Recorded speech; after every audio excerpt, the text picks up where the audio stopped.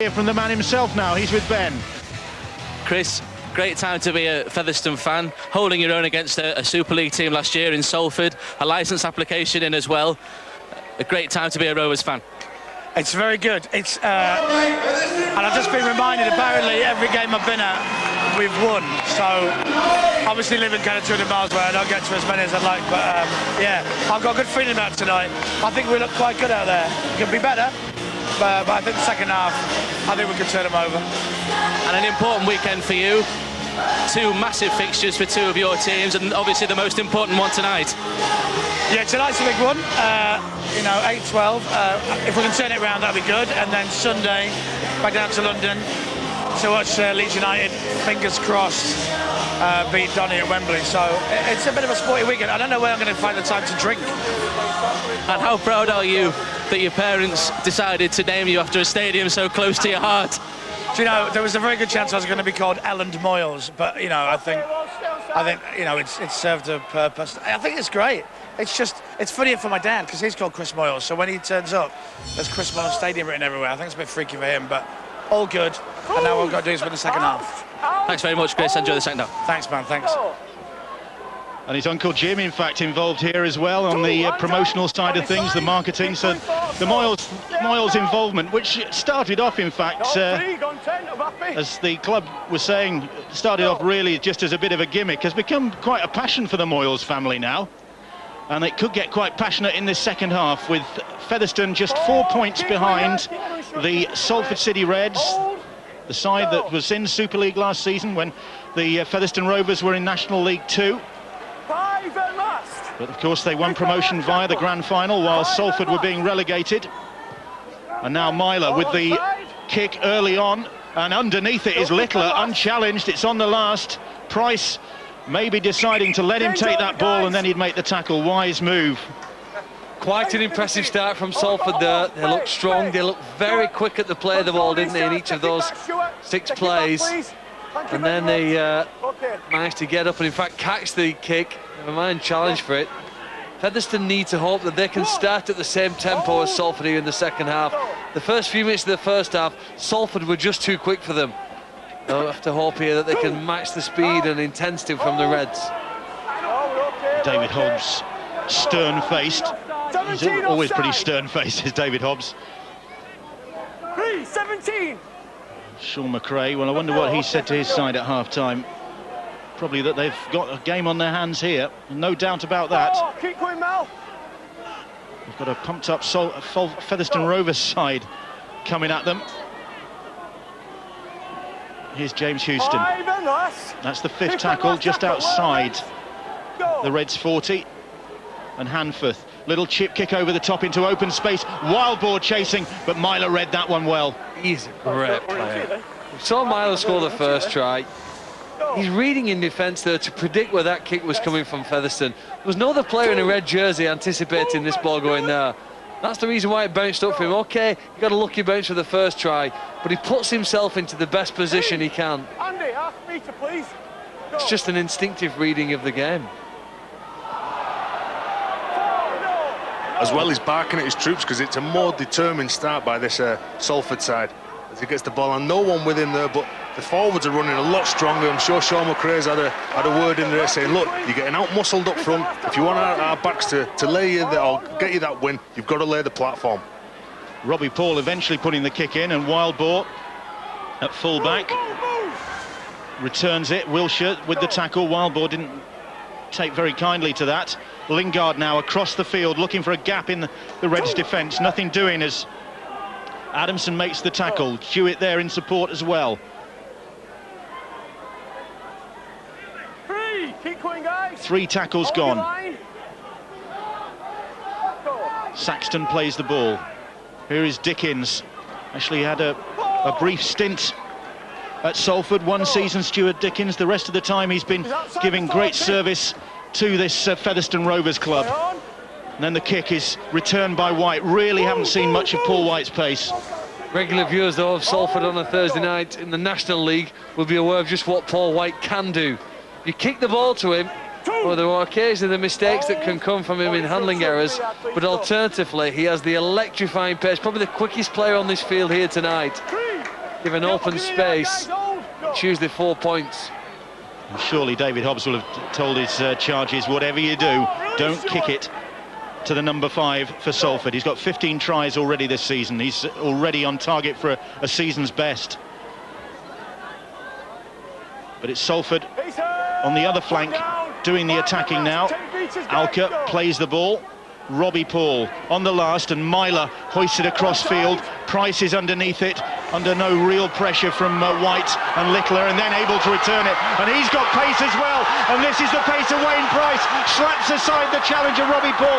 Ratchford eventually gets back to him. That was the pace that made Wayne Price such a noticeable figure in his Super League days. A broken leg, of course, hampering his career, but he's still got it. And then the offside, I think. Well, I was just going to compliment Salford for the number of players they had back on side there for that play after Wayne Price's 70-metre run. The referee said they hadn't quite got back with him, but there was a pretty good line of red jerseys, and now they're on the try line. They are on the try line, and it's Dickens barrelling towards the Salford posts, plays the ball. Swinson fires the pass out. Hockey coming back across the field. Good strong handoff, but he's lost the ball. It's gone backwards, says the referee, and Swinson has picked it up. Try scorer against the Celtic Crusaders a couple of weeks ago. Swinson plays the ball. Hanforth now. This is a great opportunity for Featherstone, but they bombed it. And not sure exactly if Jamie Field was the target there, but he couldn't take the pass from Hanforth. I think you have to give Stuart Little a little bit of credit there. He had plenty of players coming at him. I'm sure his lungs were bursting out of his chest. They've had to work so hard to get back. Look at this for a return. I often think that maybe Salford will be better with Ratchford putting the kicks in. The ones from Myler came down in a beautiful regular form, the ball falling down kindly for Wayne Price. In fact, it was Ratchford who got back to hold him out 20 metres out. That goes to show how important it is to push up the middle. Big forwards have got to really cram in, because when you kick to Wayne Price, you've got to be aware that he's going to return the ball with interest. 12-8 the scoreline in favour of the Salford City Reds here in this quarter-final of the Northern Rail Cup. It's a journey that began back in February. Early February, the first Northern Rail games were played, and they're still going. They haven't reached Blackpool yet. They won't reach Blackpool for another 6 weeks in the Northern Rail Cup. It's Ratchford now. He's had an impact since Sean McRae decided to throw him out there as well. Plays the ball. Robbie Paul. Here is Myler.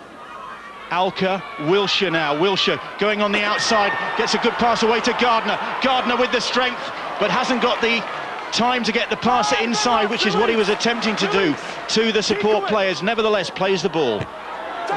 Wilshire. Myler over the head of Turner. Ratchford now. Ratchford stabs the kick in, and Wayne Price again there to field the ball. This time they're not going to allow him so much room to manoeuvre. Well, it's end-to-end the second half.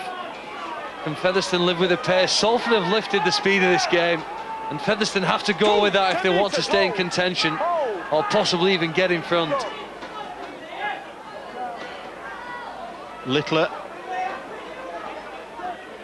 making the tackle on his own, on the Featherstone 20. It's Carl Hughes who was brought down. An ooh from the crowd below us as they thought that shot on Lee Lingard was high. Dickens.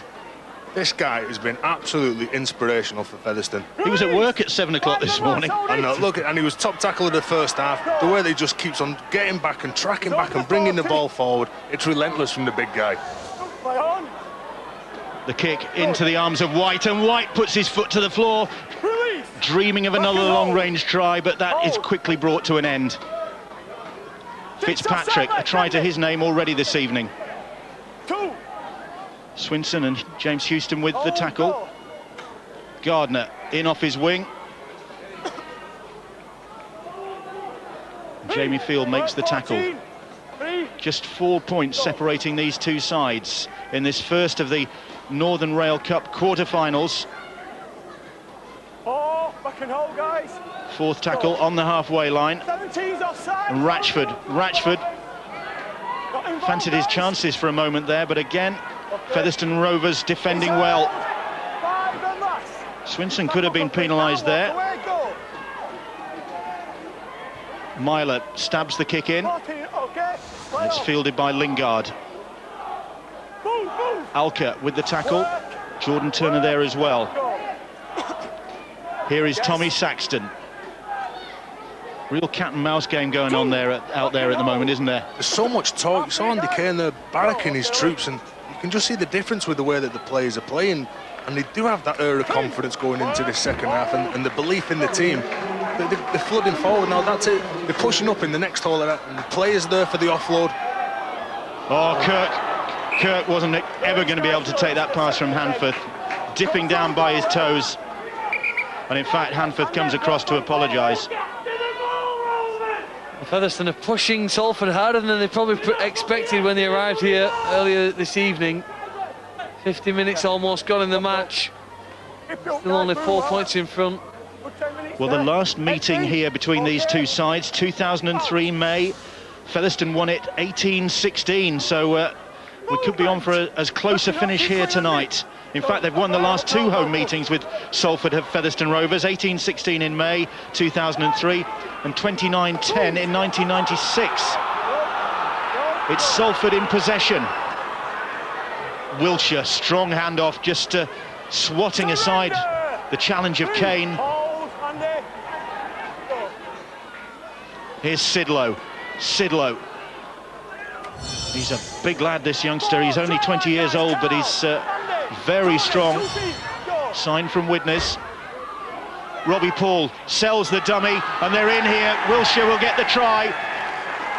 Robbie Paul having a quiet night by his standards, but just a little moment of magic there from the Kiwi international, the man who's won every honour, and then he finds John Wilshire, and Wilshire gets a try that Salford City Reds have been threatening, just to put a bit more distance between them and the Featherstone Rovers. Well, Featherstone had been moving the ball around themselves. It was a long ball from Hanforth to Kirk. He couldn't take it in, and really from the resulting set, Salford have had very few opportunities to attack their opponent's line. When they have looked dangerous, it has been out wide, and the shift in the ball to Wilshire put too much pressure on the outside defenders from Featherstone.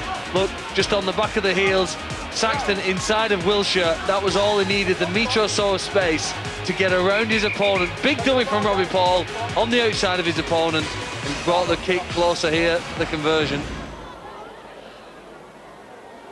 And it's Wilshire who will be doing the converting. He's now got 9 tries for the season. And that'll please the coach, or calm the coach's nerves, maybe.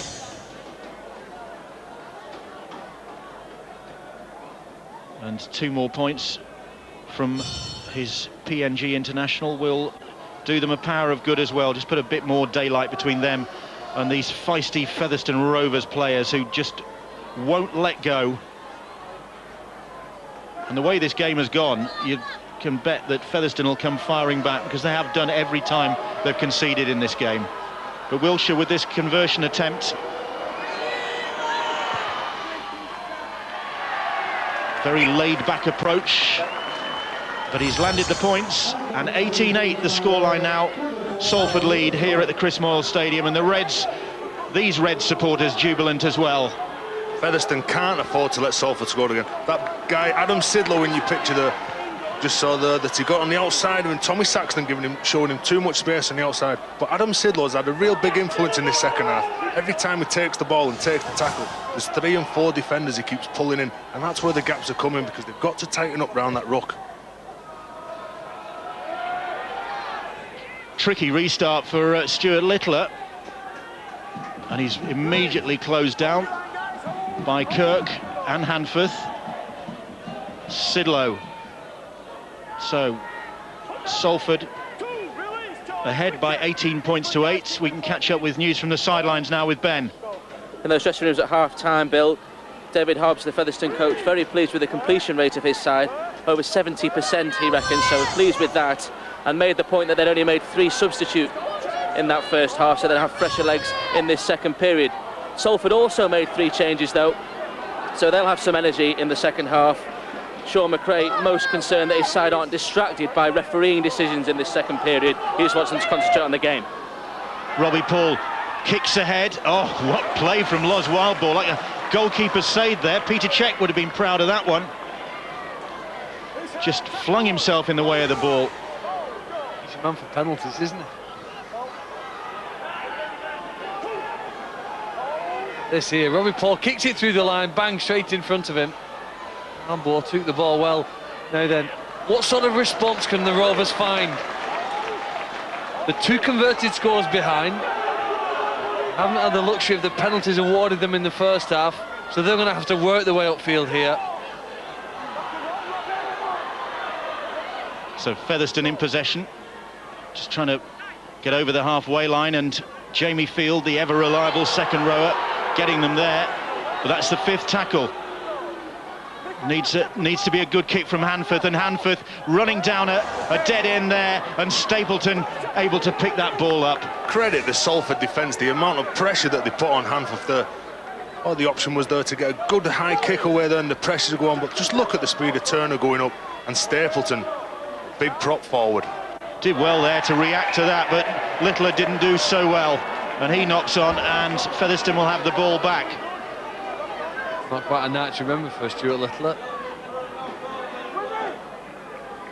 You know what, it's just about keeping Featherstone in this game, because they looked a little lethargic at the end of that last set of possession, struggling to get downfield. Salford are trying to just press ahead here now. With one more score, they believe that they can put their place in the semi-final. Featherstone cling on at this stage.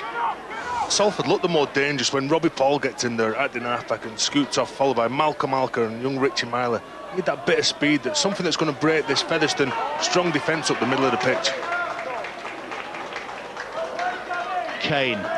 Kirk is closed down by Wilshere and has lost the ball. That was a thumping tackle from Wilshere. That's the sort of tackle that can turn a game. That sends a message out, and Andy Kirk got the message. Didn't get long to get the ball, did he? Wilshere was on him instantly. You know, his anticipation there to know that the ball was going behind in the arms of Kirk. Hit him almost instantaneously. So Salford have the ball back. Neither side able to keep a hold of it at the moment. Price shepherding White towards the touchline. Nowhere for White to go there. 18-8. Salford leads. The last time these two met at the Willows in March, Salford won 42-12. This one turning out to be a lot tighter. But Salford looking forward now, coming forward with Heighton in his testimonial year. Got a golf day coming up very shortly, Heighton has, I think. Here's Brocklehurst.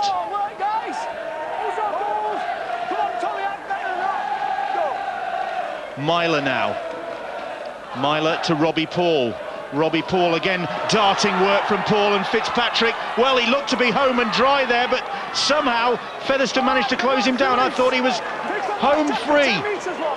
But well done Featherstone Rovers for at least stopping him there, but still they're coming, the Reds. On the charge, Robbie Paul puts the kick in and Wayne Price fields it again and once more looks to counter-attack and does well. Well, how didn't Fitzpatrick score then? I'll tell you why he didn't score, because Los Wildball came up with an amazing play. It's kept Featherstone in this match at the moment. He needs some of his teammates now to find something extra. You're talking about an effort on the back of an effort here. Look, here's the run through. Myler then held and brought to ground at the end of that. Brilliant play there by Wildball. Can any of his teammates find anything else? Have they got a second effort in them? Jamie Field drives those legs, but still they can't get over the halfway line. 10 points in it. Still got a quarter of the game to go as Field offloads and Kane does well there, and now Saxton. Now then there's an opportunity. Saxton comes infield, flips the ball up in the air, and again the chance goes begging. And for a moment, if Saxton had maybe looked outside, they had numbers on the outside. Look who comes up with the ball again, Richard Myler. If you had a spot the ball competition, you'd probably go for him, wouldn't you? Because wherever there's a loose ball, he tends to be the first one to get it. Saxton gets on the outside, can't get past Brocklehurst, and it's a bit of a speculative ball thrown inside. Sense here a surge from Salford, and perhaps another score. Offside against Tony Tonks. This is just clever play by Robbie Paul, seeing that Tonks hadn't found his feet, picked the ball up, gone straight at him, making him commit to the tackle. That's the Robbie Paul of old, and you want him to have the ball in hand as much as he can, because he's troubling this Featherstone defence when every time he gets the ball and he's running at him, he's committing 2 defenders all the time, and there's gaps outside of him. Marker's not standing square, and Featherstone Rovers penalised, and the penalty drives them deeper into their own territory. In fact, they're on their own try line as Brocklehurst comes running at them. On your line, says the referee. That's where they are. Now Turner taking them on. And they're running towards their supporters who are at that scoreboard end of the ground. Robbie Paul finds Ratchford running from deep. They're running from very deep here now. Fitzpatrick back in field for Littler, and Littler is over the try line but unable to get the ball down. Fantastic defence from Featherstone Rovers. Again, it looked as though Salford were in for the try. They could be ruining these missed opportunities. That's twice now they've been denied, and Robbie Paul deciding to go on his own, but he's stopped. Tonks and Saxton with the tackle. Ratchford, and so Luluai tries the battering ram approach, and Ratchford, neat footwork from him, but he can't get through. It's Kirk with the tackle this time. 5 tackles gone. If they get out of this, Featherstone, they will have done really well. Myler stabs the kick in. Is it back to 1? It is, says the referee. More pressure to come. Wilshire. Gardner. What an amazing effort here. Can the blue jerseys find enough energy to hold on for another minute? This will take something extra special. They have to force a handling error if possible, and there it is from Stapleton. That's brilliant play. Great Sean work. Hesketh. Sean Hesketh was right his opponent. He was right in his face, wasn't he? What an effort there, didn't that. he? Quickly up and onto him, and he's keeping his team's hopes alive here. Look, the hands on knees of a few of the Featherstone players are sucking in the oxygen. But at 10 points behind, they're always alive in a match. But Salford with problems. Let's go downstairs to Ben. That's right, Bill. Malcolm Alcott off the field. It's a mouth injury that the Salford hooker has. He's just having stitches now. The medical team confident he'll be back in the field of play within 5 or 10 minutes. Well, Salford with all the pressure and the chances. That's twice now. It looked as though they'd carved open the Featherstone defence, but somehow the Rovers managed to get back. And they're not gone yet. Salford have done remarkably well, though, at denying Featherstone any opportunities to attack now for well over 15 minutes. They cross the halfway line to Featherstone Rovers.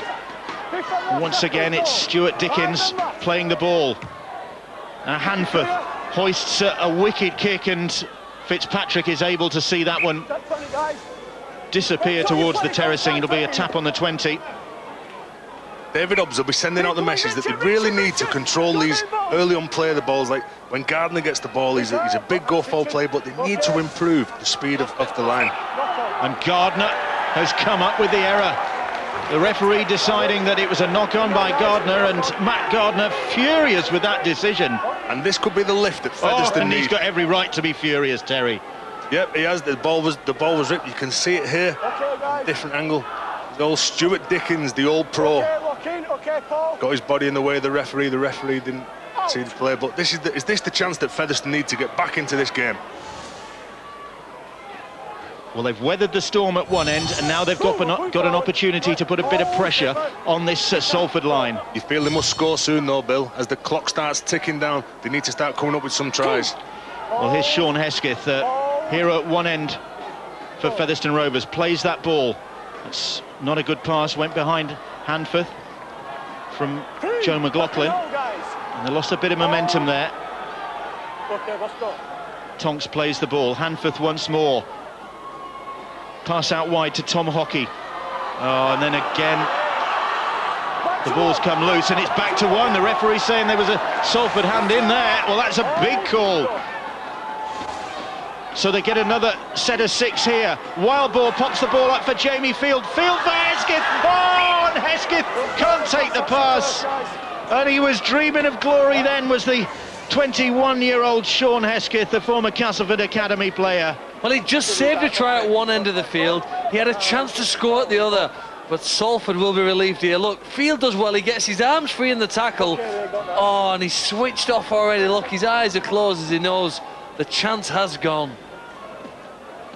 Well, maybe a bit of justice done there, because Salford bewildered as to how they got another set of 6, Featherstone.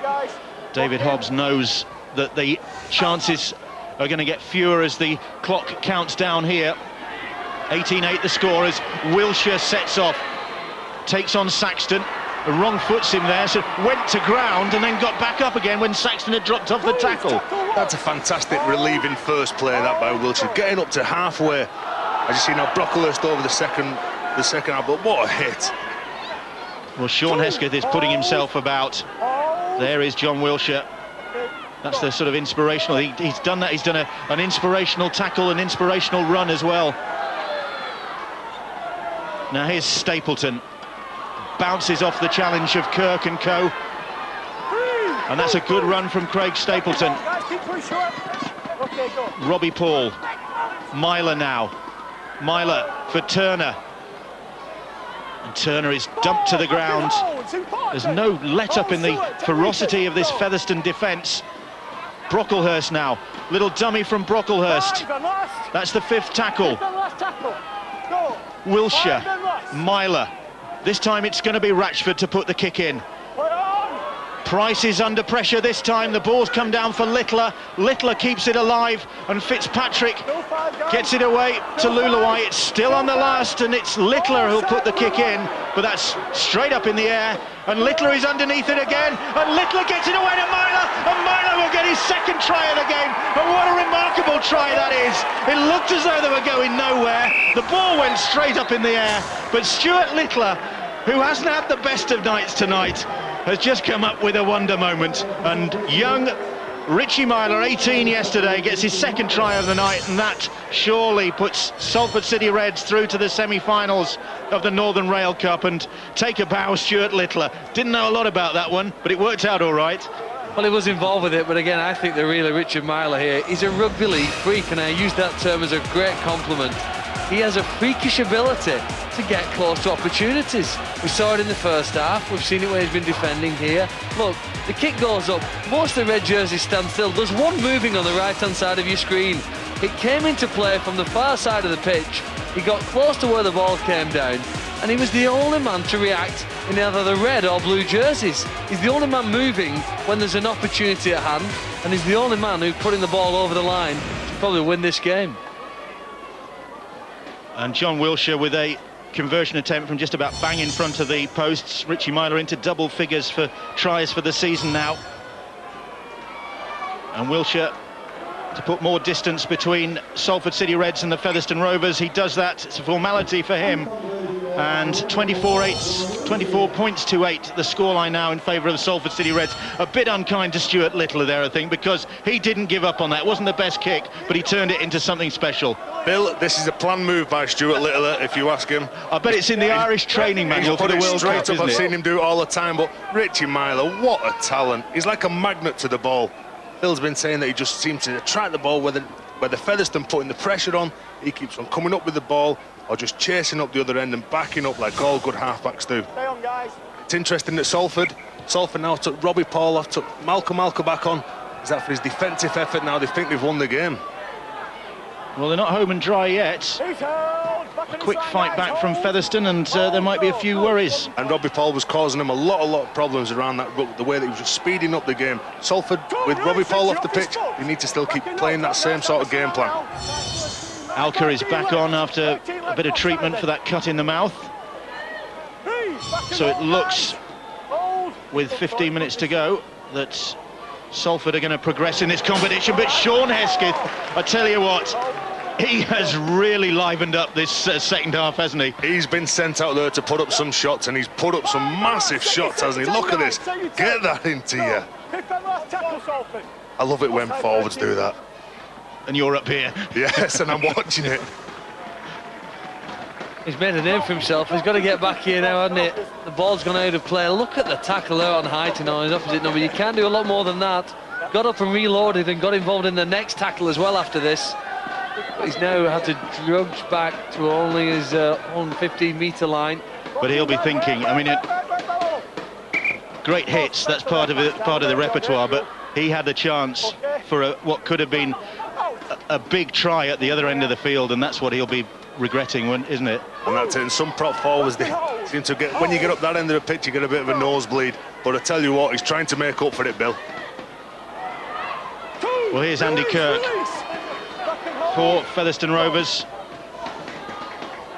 And here's that man Hesketh again.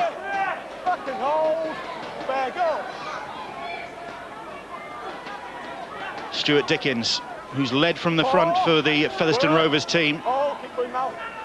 Looks as though they're going to be left to concentrate on improving their position in the National League competition. 8th in the table. Might have spoken too soon. They might yet come up with a late flurry here, but 12 minutes to go. And they're 24 points to 8 down. Blakeway. And that one went forward, said the referee. Saxton just querying that decision.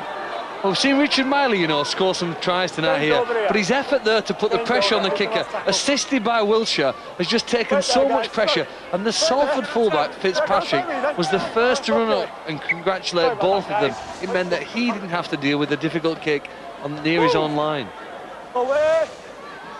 Highton pleading for the penalty. He was on the floor and he looked up at the referee and said, come on, 70 minutes on the clock, give us something. Stuart Dickens just trying to slow them down a bit too much. There's Paul Highton trying to get to his feet, but Featherstone have really made a good name for themselves. But they've got to get in front of these Salford players, stop them dead and try and turn them over, just like big Sean Hesketh's doing.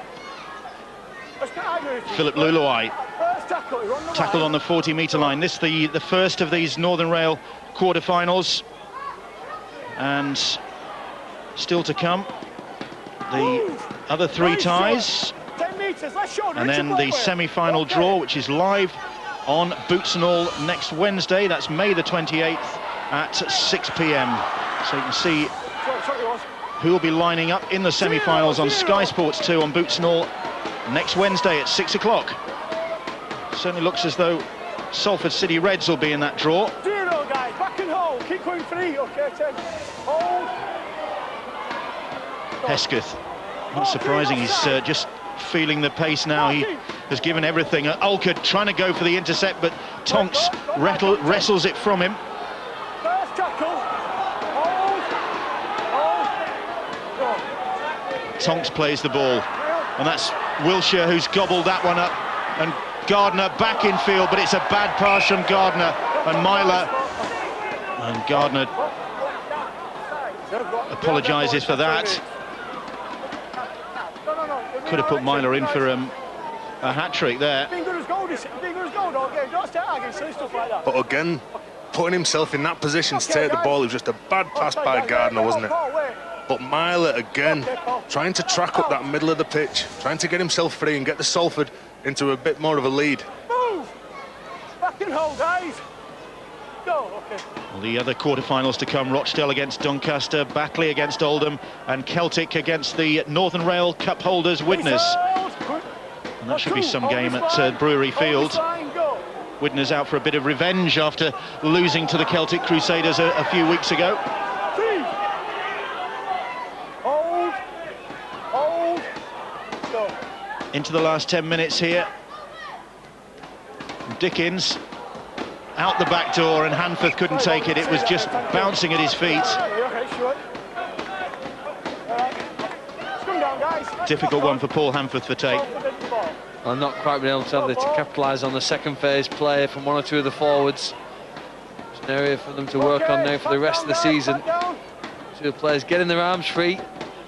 Can't launch that second wave of attack on the back of those offloads. Robbie Paul getting stripped off, ready to come back on. He'll be in the fray at the League at War night in Bolton on June the 14th, taking part in an exhibition bout. We mentioned that last week, in fact, but you can't give an event like that too many plugs when it's benefiting Christie's and the Rugby League Benevolent Fund. And interestingly, Oldham chairman Bill Quinn is on the card that night. fighting Brad Heppy. He must be absolutely crazy taking that man Brad Heppy on. I'm told that Bill Quinn is an impressive figure in the ring. Well, I've played against Brad Heppy, and he's a very impressive figure as well. I tell you, I'm looking forward to watch fighting that night. Carl Kirkpatrick. Ricky Hatton wasn't very flattering about him when he went to his gym, was he? Move. Hold, release. Featherstone Rovers in possession, and that's June the 14th at the Reebok Bolton, and still some tickets left, but it's heading for a big sellout there. And here, this pretty heavyweight contest. Well, there has been some heavyweight contesting going out there. Sean Hesketh certainly has been a heavyweight contender, and Wayne Price, another one, and Price gets the ball back in field to Kirk. Kirk takes the pass. Release. And they're battling right through to the end of Featherstone Rovers' side. They're on their way out of this Northern Rail Cup competition, but they're not going to go down without an almighty scrap. And Dickens still out there. Hanforth trying to wrong foot them, and that'll be the turnover. It was on the last. Put the ball down. Paul, give him the ball. Paul, give him the ball. He was wanting more support on his inside there. Not too happy with his teammates. Wasn't the best way to end the period of possession there. Just a simple turnover. Luluai now just takes his team forward there. Malcolm Olker pointing the way straight down the middle of the pitch. Simplicity now from Salford. Well, before the game they said they were dedicating their performance to club director Neil Hilton, who died suddenly last weekend, and they wanted to remember him with a strong cup performance, and they've done that, have the Salford City Reds. It's been hard work to get dominance of this game over Featherstone Rovers. Certainly the first half it was hard work for them, but they've turned the screw in this second half, and they're turning the screw now, and Jordan Turner just needs to pick the right man for support, and Fitzpatrick is in under the posts for his second try of the night to wrap up the victory, and the Reds were on the charge then, and there were no shortage of supporting runners for Jordan Turner, and Fitzpatrick happened to be the closest and gets his 9th try of the season, the fullback, 2 tonight, and this was clinical from the Reds. Well, not that long ago, Carl Fitzpatrick was one of the best fullbacks in this country, either in Super League or the National Leagues. Here again now, after being out with a serious Achilles injury, he's starting to find back to his best forms. Turner, that's great, through the line, slows down, waits for the support, and has the confidence that his fullback will be there when he needs him, back on the inside. Great bit of acceleration, then some deceleration before releasing fullback Fitzpatrick, what will probably be the final try of this quarter-final. He enjoyed that, and that Achilles tendon injury did set him back, didn't it? Yeah, it did. He's a phenomenal athlete, Carl Fitz. Just the way that he gets the ball, he's so explosive at the back, really gets his team on the front foot. But you've got to credit Jordan Turner there, the way that he looked up, played what he's seen. Stuart Dickens was stood in front of him. He decided to skip outside of him and really outpace him, and then Carl Fitzy, as he always does, backing up the middle. But he's looking forward to a big end of the year because he wants to get on that plane in the World Cup. Well, that's the way to catch the selector's attention. And Wilshire, 2 more points on offer here from right in front of the posts, and 30 points to 8 the scoreline now. Salford City Reds heading for the semi-finals of the Northern Rail Cup. Fitzpatrick with his 2nd try of the night. So you just look at Jordan Turner, looks up, sees Stuart Dickens, goes around him, slows the tempo of his run down. Carl Fitz just to have the speed to go over under the sticks. Well, the theme of Salford this season has been the fact that they realise that it's the old story. You come down, you're relegated, and you're the top dogs. Everybody wants to knock you off. Everybody lifts their game against you. The short kick-off hasn't worked out for Featherstone. Everybody lifts their game against you, wants to knock you off, and again, evidence of that, certainly for an hour here tonight. Featherstone have done that. And they've got to get used to that, because last year, where they were getting beat, this year all of a sudden they've gone from getting beat every week to being the team that everyone wants to beat. See the bottom of the screen, the Featherstone players in front of the kicker before he even kicked the ball. That's the reason why the penalty was given back on the halfway line from where the ball's kicked. Just get up and place. It should help Salford here now. You know, penalty counts are amazing. They've almost evened themselves up by the end of the game. I think it was 6-1 at one point in Featherstone's favour. Yet they probably didn't have a big enough lead on the scoreboard to justify such weight of possession. Well, Salford's form in recent weeks hasn't been, certainly in the coach's admission, as good as they'd expect.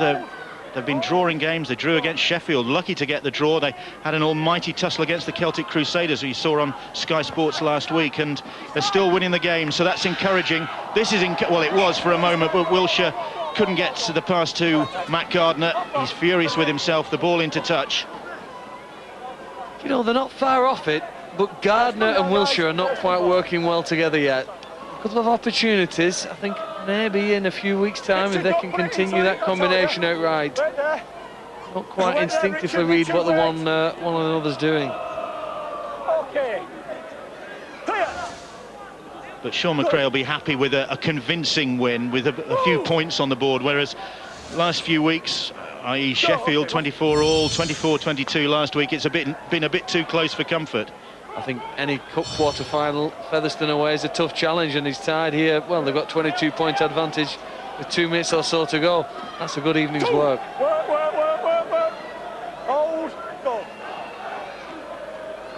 Jamie Field and Richard Blakeway bringing Featherstone Rovers forward. Hold, go. And a little good run from Joe McLaughlin. McLaughlin now then, can they end on a high? Can Hesketh end on a high? He deserves to, but he sets up Kirk, and Kirk will get the try. Well, that's reward for Featherstone Rovers, plugging away till the end. For a moment, I thought Sean Hesketh was going to round off the night with a length of the field, well, it would have been length of the field performance, a length of the field try. In the end, it was Andy Kirk who got there, courtesy of Hesketh. Well, Featherstone look sharp here, don't they? Break from the dummy half region, holds it up by Hanforth onto Houston. The two Salford players get back to deny him, but a nice finish by Kirk. Takes in the ball, takes out of any pressure, steps away from the line. And that wonderful pass there to Houston. He knows he won't make the line, but Kirk has the legs and goes over. Well, it's not going to be a win for Andy Kirk and the Featherstone side, but it's a happy ending. Well, Andy Kirk, a former Salford player, will have enjoyed that try against his old club, his 9th of the season. And Stuart Dickens would like to round off his evening with a successful conversion attempt, but he's missed it. He was on target early doors with those 2 penalties when the game was very close, but it must be tough, Terry, when you're a prop forward that works as hard as Stuart Dickens and you're expected to kick the goals. He's been immense this afternoon. I've said his name on a number of occasions, the way that he just treks back, and he's always been the first to take the ball back up. He's trying to inspire his team by coming up with the second phase rugby, but some of his teammates just aren't reading him. If you've got somebody in your team that can offload the ball, you follow him. And that's what you must do, and this is what this Featherstone side should be doing in training this week, because Stuart Dickens is constantly getting his arms free. So the clock counting down, the Salford City Reds supporters at the scoreboard end of the ground, ready to celebrate.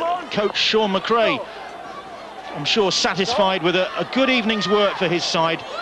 They've been tested and they've withstood what Featherstone could throw at them as the hooter sounds. Featherstone in possession and trying to end on the flourish, and it's that man Hesketh again. Hesketh with a kick to the corner. Price will chase it, but they couldn't quite round it off with another spectacular.